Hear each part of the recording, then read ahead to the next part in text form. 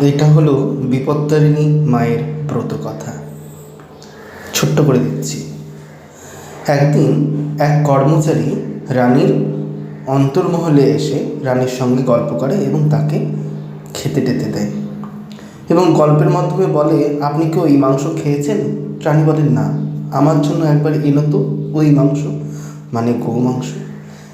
রানীর জন্য নিয়ে আসে। আর এই দৃশ্য দেখে এক প্রহরী এবং প্রহরী সেই কথা গিয়ে বলে রাজাকে এবং রাজা দেখতে আসে।